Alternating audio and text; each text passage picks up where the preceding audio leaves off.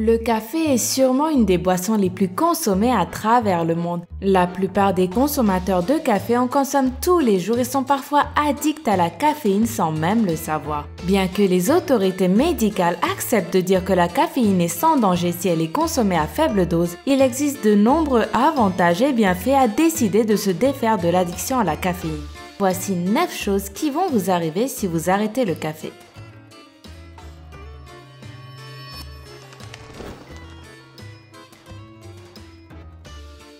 Devenir plus calme. Si l'excès de caféine vous fait tressauter dans votre fauteuil ou vous met des fourmis dans les jambes, c'est qu'il est temps de dire adieu à votre bien-aimé double expresso du matin. La caféine étant un stimulant, elle élève naturellement le niveau d'adrénaline et d'hormones du stress dans votre corps. Faites sortir la caféine de votre vie et vous vous sentirez moins stressé et anxieux. Perdre du poids. Votre tournée quotidienne au Starbucks du coin pourrait bien avoir un impact aussi bien sur votre portefeuille que sur votre tour de taille. Et oui, une étude de l'université de Duke a établi que la consommation quotidienne de café, de thé ou de boissons gazeuses faisait grimper le taux de sucre sanguin des sujets de 10%, ce qui accroît leur risque de maladies cardiovasculaires et d'obésité. Donc en fait, même si vous bannissez les tas de sucre et de gras ajoutés à votre latte, le simple fait de mettre de la crème dans votre café à la maison peut facilement vous valoir 200 calories en plus par portion. Ainsi, arrêter le café reviendrait à vous faire consommer plusieurs centaines de calories en moins tous les jours. Dormir mieux.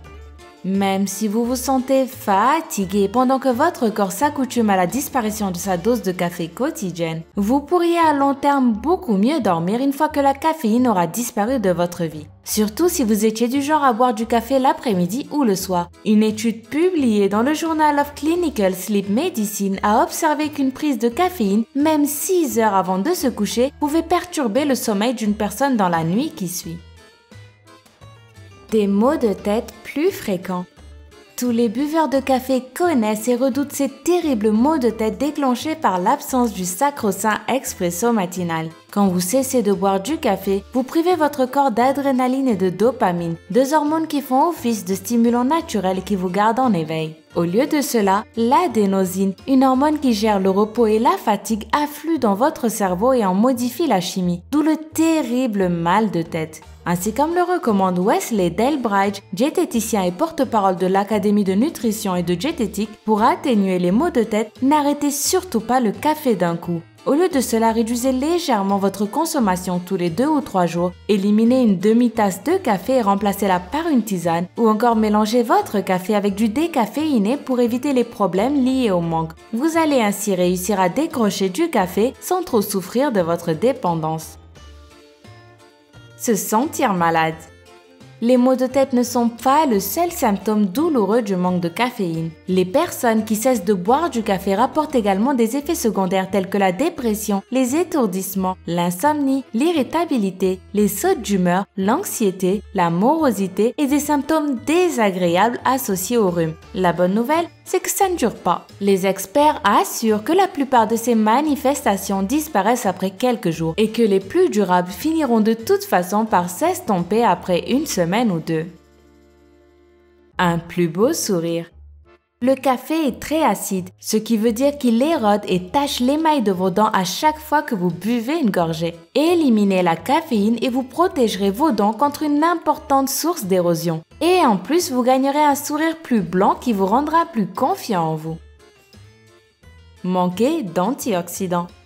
De nombreuses études ont prouvé que boire 3 tasses de café et plus par jour réduisait le risque d'à peu près toutes les maladies, du cancer du sein à la maladie de Parkinson, tout en bonifiant la santé des os. Il va sans dire hélas que si vous supprimez le café, vous supprimez aussi ses bienfaits pour votre santé. Il n'est pas difficile de combler ce déficit en remplaçant le café par des aliments riches en antioxydants tels que le thé, les fruits et les légumes.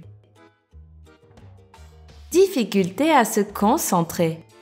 La fatigue et l'irritabilité sont deux des effets secondaires d'une vie sans café. D'ailleurs, Justin Kaba, un blogueur célèbre spécialisé en nutrition, raconte que lorsqu'il a cessé de boire du café, il a vu sa productivité au travail s'effondrer littéralement à cause du manque de caféine. La faute à la carence en stimulants que vous apporte normalement votre dose de café, ainsi qu'à la production accrue d'adénosine, cette vilaine petite hormone qui vous fait vous sentir fatigué. Vous pouvez contrer les effets du manque en mâchant de la gomme mentholée pour garder votre cerveau alerte. De toute façon, après une semaine sans caféine, vous trouverez que votre productivité s'est améliorée parce que vous ne ressentirez plus ce terrible coup de fatigue en après-midi. Vous savez, lorsque votre tasse de café du matin cessait de faire effet. Être constipé. La caféine stimule l'activité de votre intestin, ce qui explique pourquoi vous vous sentez un peu constipé quand vous cessez d'en boire. Mais n'ayez crainte, il existe un tas d'autres moyens de conserver la régularité de vos déplacements au petit coin. Manger beaucoup de fibres, boire beaucoup d'eau et faire régulièrement de l'exercice par exemple. Votre système digestif vous remerciera.